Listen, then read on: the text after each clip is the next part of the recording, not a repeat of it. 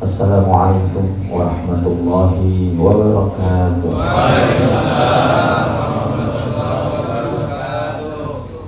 Alhamdulillah alladzi ja'ala dzikra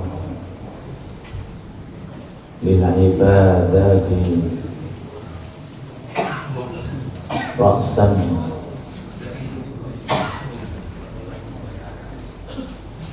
wa masdaran wa asasan. Allahumma adim salawatika wa salamaka ala abdina al-mustafa habibina wa syafi'ina maulana Muhammad man assasa dzikra lidh-dhakirina ta'sisa wa ala jami'il anbiya'i wal mursalin wa man tabi'ahum bi ihsanin ila yaumil wuqufi baina yadayka ya khaliqal baraya jinnan wa insa wa alina ma'ahum wa fihim bi rahmatika ya arhamar rahimin. Subhanaka la ilma lana illa ma 'allamtana innaka antal alimul hakim wa tub 'alaina innaka antat tawwabur rahim. Amma ba'd. Para alim ulama, para kiai, sesepuh bini sepuh, terkhusus kepada seluruh pengurus Majelis Ta'lim Aliyah dan pengurus Pondok Pesantren Darul Ilmi Wassuluk dan segenap para jamaah putra putri yang senantiasa mudah-mudahan selalu dicintai oleh Allah dan selalu namanya disebut oleh Allah. Kita doakan khususnya kepada para pengurus pondok pesantren ini dan para pengurus Majelis Ta'lim Aliyah, mudah-mudahan diberi kesehatan oleh Allah, diberi tambahan keberkahan oleh Allah, dan semoga selalu diberi oleh Allah Ta'ala sehat jasmani, sehat rohani, sehingga terus mendampingi kita di tempat-tempat yang diridhai oleh Allah. Begitu pula untuk kita, keluarga kita, kerabat kita, tetangga kita, dan seluruh umatnya baginda Nabi Muhammad sallallahu alaihi wasallam. Amin ya rabbal alamin. Dzikir yang ke-7. Bismillahilladzi la yadurru ma'asmihi syai'un fil ardi wala fis sama' wa huwas samiul alim. Sebelum kita membahas tentang apa yang ada di dalam dzikir ini, perlu kita ketahui bahwa dzikir itu pangkalnya ibadah. Pangkal daripada ibadah adalah dzikir. Karena tujuan orang ibadah supaya ingat kepada Allah. Salat itu sebagian dari dzikir. Puasa sebagian daripada dzikir. Baca Al-Quran sebagian daripada dzikir. Bahkan kalau kita telusuri di dalam firman-firman Allah, semua jenis ibadah itu kesempurnaannya harus diiringi setelahnya dengan berzikir. Kesempurnaan ibadah. Contoh nih, ada orang sholat, setelah sholat nggak berzikir, sholatnya kurang sempurna. Allah Ta'ala berfirman, فَإِذَا قَضِيْتُمُ الصَّلَاةَ فَاذْكُرُوا اللَّهَ قِيَامًا وَقُعُودًا وَعَلَى جُنُوبِكُمْ. Seusai sholat, jangan langsung keluar, maka duduk sejenak, berzikir terlebih dahulu. Wabil khusus sholat Jumat, Allah berfirman, فَإِذَا قُضِيَتِ الصَّلَاةُ فَانْتَشِرُوا فِي الْأَرْضِ وَابْتَغُوا مِنْ فَضْلِ اللَّهِ وَاذْكُرُوا اللَّهَ كَثِيرًا لَعَلَّكُمْ تُفْلِحُونَ. Jadi setiap jenis sholat, apapun itu sholatnya, wabil khusus sholat fardu, maka seusai jangan langsung berdiri, jangan langsung keluar. Minimnya minim baca doa Allahumma a'inni ala dzikrik wa syukrik wa husni ibadatik. Sebelumnya istighfar 3 kali, ayat kursi dibaca, terus tasbih 3 kali, tahmid 3 kali, takbir 3 kali, ditutup la ilaha illallah wahdahu la syarika lah, lahul mulku wa lahul hamdu yuhyi wa yumiit wa huwa ala kulli syai'in qadir. Semua dosanya diampuni oleh Allah walaupun sebanyak buih lautan. Di sini ada orang yang dosanya sampai sebuih lautan. Kalau seandainya ada alternatif termudah dari ini, bukan hanya sholat, bahkan puasa. Seseorang puasa 1 bulan full. Ya ayyuhalladzina amanu kutiba alaikumus shiyam kama kutiba alal ladzina min qablikum la'allakum. Setelah 1 bulan, Allah mengatakan dalam ayat setelahnya, walitukmilul iddata walitukabbirullaha ala ma hadakum. Takbiran malam ditutup Ramadannya dengan Allahu Akbar, Allahu Akbar, namanya takbir mursal. Kalau Idul Fitri namanya takbir mursal. Kalau di Idul Adha ada 2, takbir mursal dengan takbir muqayyad. Jadi Ramadan nggak dianggap sempurna kalau tidak ditutup malamnya takbiran. Walitukmilna iddah, sempurnakan bulannya, walitukabbirullah, setelahnya berzikir kepada Allah. Bukan hanya puasa, haji pun juga sama. Fa'idha qadaytum manasikakum fadhkurullaha kadzikrikum aba'akum aw ashadda dzikra. Kesempurnaan haji kalau diseling-selingi dengan memperbanyak zikir kepada Allah. Bahkan tidur panjenengan itu bisa menjadi ibadah.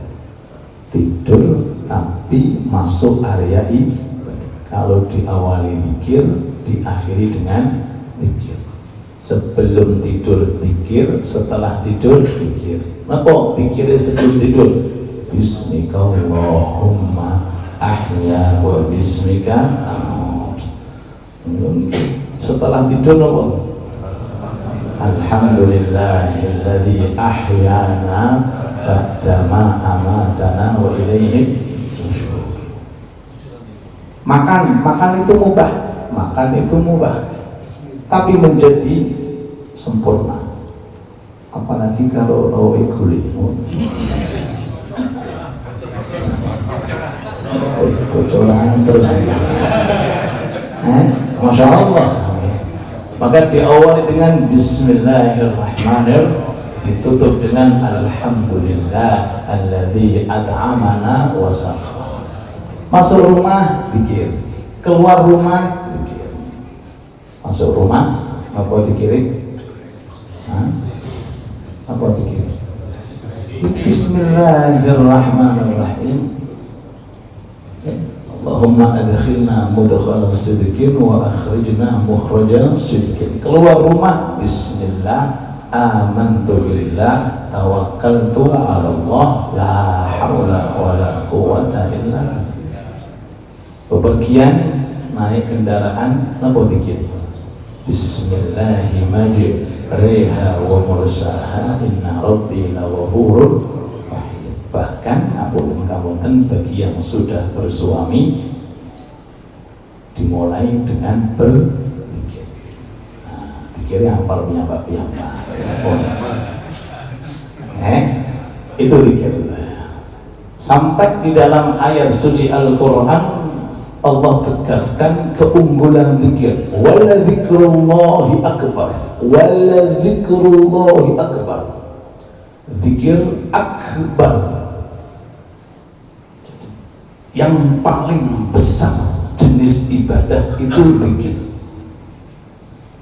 Allah menggunakan sifat af'al tafdil, akbar, paling besar. Sebagian ulama ahli tafsir mengatakan makna waladzikrullahi akbar artinya Allah ingat kamu itu lebih besar daripada kamu ingat Allah. Kita ingat Allah, Masya Allah itu. Di atas itu Allah ingat kepada kita. Nah, perbandingan ini besar mana? Kita ingat Allah atau Allah ingat kepada kita? Allah ingat kepada kita. Makhluk terbuat dari tanah liat, diawali dengan sesuatu cairan yang yang menjijikkan, tapi kalau isinya zikir, isinya ibadah, isinya taat, maka Allah akan selalu ingat kepada orang tersebut. Kalau sudah jenengan ini diingat oleh Allah, berarti jenengan ini dicintai oleh Allah. Kalau sudah hamba itu dicintai oleh Allah, maka Allah perintahkan malaikat beribadah kepada Allah dengan mencintai Anda. Bukan hanya malaikat, semua jenis manusia, bahkan hayawan-hayawan yang ada di lautan itu beribadah kepada Allah dengan mendoakan istighfar kepada orang yang dicintai oleh Allah. Dan kapan kita bisa dicintai oleh Allah? Satu syaratnya, perbanyak berzikir kepada Allah. Hadis sahih disebutkan, idza ahabballahu 'abdan nada Jibril. Kalau Allah sudah mencintai seseorang, sudah senang dengan seseorang, maka Allah mengatakan, aku cinta dia, I love fulan, aku mencintai nopo, aku senang delok iku, akeh dikiri, akeh ibadahi. Kalau sudah dia dicintai oleh Allah, Allah tidak tinggal diam lagi. Allah memanggil pemimpin malaikat, sinten? Malaikat Jibril, Raisul Malaikah, panglima. Jibril, inni uhibbu fulanan fahibbah. Aku perintahkan kepada kamu Jibril supaya kamu ibadah kepada aku, derajatmu aku naikkan, maka cintailah dia. Sampai malaikat Jibril supaya bisa beribadah kepada Allah, kedah mencintai manusia yang dicintai oleh Allah. Lalu Jibril mengatakan, ya ahlas sama, hei para malaikat. Semua jenis malaikat mendengarkan seruan malaikat Jibril. Ada apa wahai Jibril? Allah mencintai fulan dan Allah memerintahkan kalian semuanya untuk mencintai fulan. Sedanten para malaikat punya tanggung jawab untuk beribadah kepada Allah, bukan zikir, bukan sholat, bukan rukuk, mencintai panjenengan, mencintai orang yang dicintai oleh Allah. Lalu malaikat Jibril turun ke bumi, hei ahlal ard, hei penduduk bumi, manusia, jin, hayawan, bahkan sesemutan, semut, bukan sesemutan, semut, apa nunggu ikan yang ada di laut. Aku datang memberikan kabar kepada kalian bahwa Allah mencintai fulan, kalian wajib mencintai fulan. Tandanya apa? Khayudhulahul qabul. Tandanya disukai oleh orang, dicintai oleh orang. Alhamdulillah, mudah-mudahan kalau kalian panjenengan digolongkan termasuk orang-orang yang dicintai oleh Allah, dan mudah-mudahan bisa mengistiqomahkan untuk membaca Ratibul Haddad, dan insya Allah seperti tadi pagi yang sudah saya sampaikan di Masjid Hidayatullah, akan kita tambahi zikir namanya pun Wiridul Latif.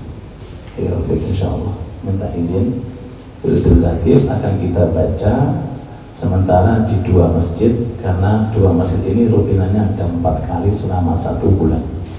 Di Masjid ABR, kali di Masjid Sunan Giri. Masjid Sunan Giri awal bulan Maulid, Sabtu pertama Maulid, maka Sabtu yang ketiga baca Wirdul Latif. Dan alhamdulillah cetakan sudah mempersiapkan. Dan ABR kan Maulidnya Ahad yang kedua. Berarti membaca Wirdul Latif Ahad yang keempat. Jadi diselingi Maulid, kemudian majelis taklim khusus, kemudian baca Wirdul Latif. Mudah-mudahan tambah derajat kita, tambah meningkat kedudukan kita, tambahnya Allah mencintai kita, dan tambahnya keberkahan kita, keberkahan untuk anak-anak kita, keluarga kita. Amin ya rabbal alamin. Zikir yang ketujuh, Bismillahilladzi la yadurru ma'asmihi syai'un fil ardi wala fis sama' wa huwas sami'ul alim.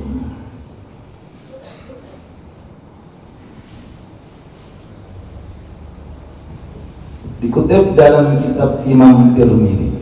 Imam Tirmidzi ini termasuk santri topnya Imam Bukhari. Cuma buta. Kenapa buta? Karena seringnya menangis. Kebanyakan menangis. Cuma tangisannya bukan seperti kita. Kalau kita kan nangis ketika duit-duit, proyeknya tidak lancar. Imam Tirmidzi boten nangis karena apa? Tersentuh dengan firman-firman Allah dan tersentuh dengan hadis-hadis Nabi Muhammad SAW. Walaupun dalam kondisi beliau terbatas pandangan mata, 100.000 beliau hafal hadis. Imam Tirmidzi. Sampai Imam Bukhari mengatakan, man tafa'tu bi ahadin akthar min intifa'i bi Tirmidzi. Aku punya santri banyak, tapi enggak seperti Imam Tirmidzi. Luar biasa. Karena barokahnya khidmat dengan hadis Nabi Muhammad SAW. Imam Tirmidzi meriwayatkan sabda Nabi Muhammad SAW, setiap orang di waktu pagi dan di waktu sore membaca Bismillahilladzi la yadurru ma'asmihi syai'un saterusé lam yadurruhu syai', 3 kali dibaca aman dari segala sesuatu yang membahayakan. Dan ini di Ratibul Haddad ada, di Wirdul Latif ada. Kalau Ratibul Haddad memang menyesuaikan waktunya, biasanya dibaca alumboten mantun maghrib, mantun isya. Kalau Wirdul Latif boten dibaca di waktu pagi maupun dibaca di waktu sore sebelum zuhur. Nah, di Ratibul Haddad juga ada, di Wirdul Latif juga ada. Mudah-mudahan kita bisa membaca secara istiqomah. Syaratnya harus 3 kali loh, dibaca 3 kali, maka tidak akan terkena bahaya. Saya terjemahkan, Bismillah dengan menyebut nama Allah, alladzi la yadurruhu, yang tidak kedatangan atau yang tidak membahayakan, ma'asmihi karena disertai nama Allah, syai'un apapun di dunia di langit, apapun di dunia dan di langit. Jangan itu hal-hal yang membahayakan di langit itu jenisnya apa saja, dan hal-hal yang membahayakan di bumi itu apa saja. Bukan kayak itu, tapi barokai nama Allah, insya Allah semuanya akan dijaga oleh Allah Subhanahu wa Ta'ala. Mudah-mudahan kita bisa mengamalkan, dan mudah-mudahan amalan tersebut bisa kita istiqomahkan. Amin ya rabbal alamin. Kalau kutip beberapa cerita, agar kita yakin bukan hanya sekedar hadis saja, tapi juga ada cerita fakta membuktikan. Sayyidina Khalid bin Walid radhiyallahu anhu wa arda, sinten bawah Sayyidina Khalid bin Walid yang mendapatkan julukan Saifullah, pedangnya Allah. Itu tubuhnya goresan pedang nggak kehitung, tapi di depan, di belakang nggak ada. Berarti menunjukkan bahwa pemberanian. Goresan itu cuma depan aja, belakang lagi sedikit. Yang paling banyak apa? Depan. Berarti selalu apa? Maju. Beliau berharap seperti teman-teman yang lainnya wafat di medan perang, tapi Allah dereng nuruti. Wafatnya di mana? Di atas kasur. Padahal panglima perang. Ulama mengatakan ya jelas, namanya aja pedangnya Allah. Tidak mungkin pedang itu putus, tidak mungkin pedang itu dikalahkan. Suatu ketika oleh ulama ahli sirah diterangkan, ketika perang itu sudah mulai, imamah beliau jatuh.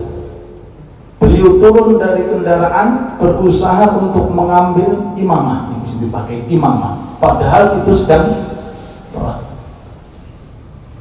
Setelah diambil selesai perang, ditanya, wahai Khalid, kenapa kamu ngambil imamah? Imamah itu gampang, apa istilahnya itu, kapan saja kamu bisa beli, di mana saja kamu bisa mendapati. Dijawab, imamahku di dalamnya ada beberapa helai rambut Nabi Muhammad SAW, wonten jimate, makanya nggak pernah kalah. Niki Khalid bin Walid, dulunya kafir, bahkan di perang Uhud beliau yang membunuh rata-rata para sahabat.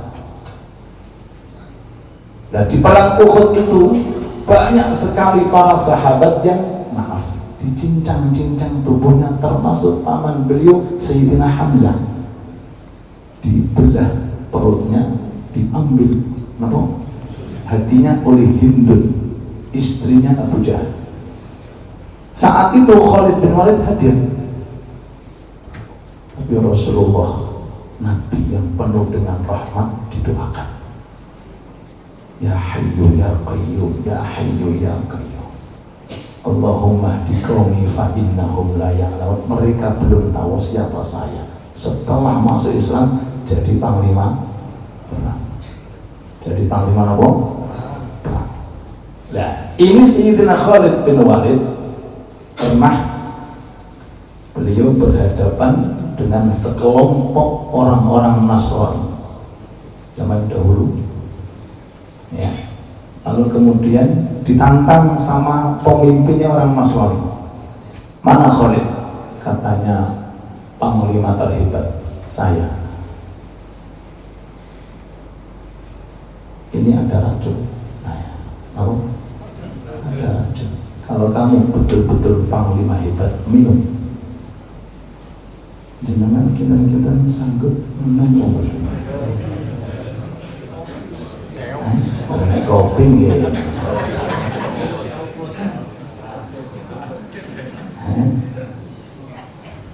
In kunta shadiqan fi ma za'amta anna summa la yadur ma'a hadhihi al-fashrab. Kamu umat Muhammad mengatakan bahwa kamu punya zikir ini dan itu, coba dibaca, minum ini racun. Diambil orang, dibaca Bismillahilladzi la yadurru ma'asmihi syai'un fil ardi wa la fis sama', diminum sampai habis, sampai dikoleti racunnya. Racunnya apa? Dikoleti, ludes. Apa yang terjadi? Cuma mengeluarkan keringat maut. Ini Sayyidina Khalid. Jangan hidup. Jangan coba-coba. Tapi wallahu a'lam, lek pada nyoba nggih monggo. Kalau pikir mulai dulu sampai sekarang sama lafaznya, sedikit tambah kurang tidak, cuma yang membaca berbeda. Ini Sayyidina Khalid, ini Sayyidina Abdul Rauf, beda ya. Sayyidina Khalid duduk dengan Kanjeng Nabi, dikenalkan dengan tauhid, Allah, dikeluarkan kebutuhan dengan makhluk, nggak sama sekali, nggak melirik makhluk, kuatnya ketauhidan, masya Allah. Sekali baca minum aman. Akhirnya sedanten orang Nasrani masuk Islam, tidak melalui perang. Itu reaksinya zikir kepada Allah. Cuma kembali lagi, jangan mencoba kalau belum sampai pada makom. Oke, paham nggih? Nah, ini satu cerita. Kemudian yang kedua, sebelum yang kedua saya cerita ini. Setiap zikir itu ada khasiat macam-macam, berbeda-beda. La ilaha illallah punya khasiat gitu, yang sering dilantunkan nih Rafiq. La ilaha illallah itu untuk apa? Untuk menguatkan tauhid. La ilaha illallah. Beda lagi la haula wala quwata illa billah, itu untuk mengobati penyakit. Sing paling ringan penyakit galau. Nek jenengan susah, resah, banyak problem, ojo diuntali pil terus Pak. Jangan ngandalke pil tok mboten mampan ora. Wong galau itu gak ono pilih kok. Apa ada dokter punya resep pil untuk galau? Saya mau beli 1 dus kalau ada. Tidak ada. Menghilangkan galau baca Quran, menghilangkan galau baca Ratibul Haddad, menghilangkan galau perbanyak la haula wala quwata illa billah. Mari subhanallah alhamdulillah la ilaha illallah Allahu akbar. Biasanya dipakai ketika ada orang itu sedang bepergian, apalagi kalau naik tanjakan. Jangan diklakson. Biasanya kan ngoten, amin bah, wong Jawa kan ngoten. Kita diklakson ya. Jangan baca subhanallah alhamdulillah la ilaha illallah Allahu akbar. Jangan diklakson. Enggak ada orang kok diklakson. Paham? Nggih? Enten malih zikir napa niku Allahumma sholli ala Muhammad. Zikir alhamdulillah itu untuk mengikat nikmat. Setiap kali jenengan ada nikmat, jenengan ikat dengan hamdalah. Lalu fungsi yang kedua untuk menarik nikmat yang belum ada. Niku alhamdulillah. Allahumma sholli ala Muhammad. Dan pintu-pintu ini masih kan manfaat mana? Yang jelas pokoknya Ratibul Haddad komplit, Wirdul Latif komplit. Pun jenengan boten usah aneh-aneh. Baca Ratibul Haddad setiap malam, nggih. Wonten kitabe jenengan baca piyambak. Baca mengke kalau sudah kita mulai Wirdul Latif setiap pagi dibaca 1/4 jam atau mungkin 20 menit, apalagi kalau sudah apal biasanya sambil berjalan 7 menit selesai. Mudah-mudahan berkah manfaat. Cerita yang kedua, pernah suatu ketika budaknya Sayyidina Abi Darda, Sayyidina Abi Darda niki diceritakan pernah disaudarakan oleh Rasul dengan Sayyidina Salman Al-Farisi. Terus Kanjeng Nabi niku di antara trik untuk memperkuat Islam suka mempersaudarakan beda nasab tapi didadasaken apa? Saudara. Nah, ini penting orang dengan adanya takmir, saling berziarah. Ini apa tujuannya? Menguatkan apa? Ukhuwah antara majlis saling berziarah, antar kiai saling berziarah. Ini untuk memperkuat Islam, supaya musuh Islam mau masuk kesulitan. Sudah kokoh, tapi kalau dikotai apa? Paham dikotai, dikotak-kotak paham? Nek majlisku gak teko, nek kiaiku gak teko, nek musonaku gak teko. Niki jenenge kotak kok. Urusan berkat buatan apa-apa. Kotak-kotak. Nggih. Nah, suatu ketika Sayyidina Salman Al-Farisi datang ziarah ke rumahnya Sayyidina Abi Darda. Sampai di rumah beliau lihat istri beliau kok kelihatannya kurang harmonis. Ditanya, "Hei fulana, ada apa?" Kata istrinya, "Tuh saudara kamu Abu Darda gak seneng dunia, gak seneng wanita, gak suka dunia, gak suka wanita, zuhud." Akhirnya Sayyidina Salman masuk di dalam rumahnya, ingin mengajarkan mana yang paling benar. Oh, tiba saatnya makan, dimasaki, disuguhake oleh Sayyidina Abu Darda. "Wahai Salman, silahkan makan." Kata Salman, "Ayo kamu makan." "Maaf, saya puasa." "Penggaliannya poso."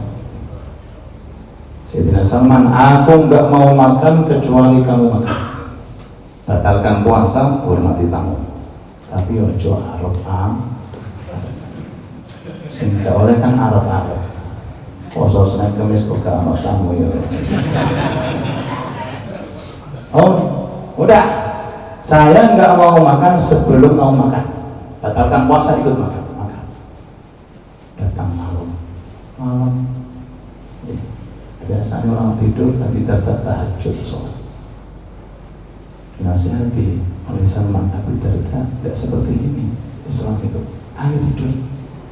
Nanti kalau sudah akhir malam bangun bersama-sama. Pun terakhir sebelum keluar dinasihati, "Hei Abi Darda, istrimu punya hak. Ini ibadahnya orang kalau sudah berkeluarga. Jadi ojo kok megang kitab tok. Jangan kok zikir tok. Jangan. Ajaklah bercanda istri. Kalau diajak ke mall. Mungkin dia gue jawab gini. Ajaklah bercanda anak. Kata Sayyidina Salman, istrimu punya hak, anakmu punya hak, dirimu punya hak, matamu punya hak, tubuhmu punya hak. Orang dulu itu Pak, kalau sudah kena nasihat langsung turun. Makanya penting teman yang selalu menasihati, teman baik itu penting. Akhirnya dilaporkan datang Kanjeng Nabi. Napa? Jawabannya Kanjeng Nabi, "Shadaqa Salman." Apa yang dikatakan Salman benar, itulah Islam.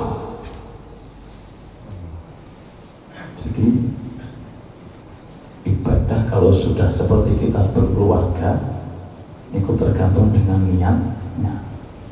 Mendengarkan kata-kata istri itu ibadah, walaupun rondo ibadah.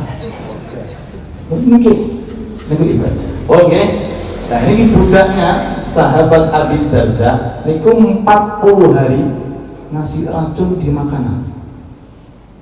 40 hari. Setiap kali sahabat Abu Darda makan dikasih racun. Tapi enggak mati. Sampai budaknya ngomong, "Wahai Abi Darda, Anda ini manusia atau bukan?" Lah, ada apa? Saya ngasih tiap hari sudah 40 hari ini racun di makananmu, tapi kamu nggak mati. Ditanya oleh majikan ya, "Lah kenapa kamu kok ngasih racun aku? Aku benci dengan kamu." Budak benci dengan majikan sampai ngasih racun. Kata sahabat Abi Darda, orang itu kalau sudah selalu berzikir kepada Allah aman dari segala sesuatu. Cuma ini makomi Abi Darda. Kembali lagi supaya bukan salah paham, mungkin jangan coba kemudian besok innalillah. Belum makomi, bertahap,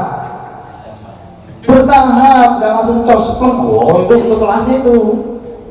Lagi rutinan sekali langsung coba. Paham gak?